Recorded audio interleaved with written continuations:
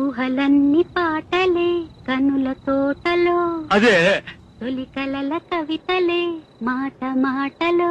అదే బ్రహ్మాండం. కవిత కవిత పాడు. కమ్మని ఈ ప్రేమ లేఖనే రాసింది హృదయమే,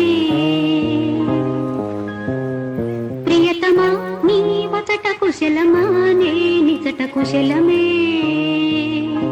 ఊహలన్నీ పాటలే కనుల తోటలో, తొలి కలల కవితలే మాట మాటలో.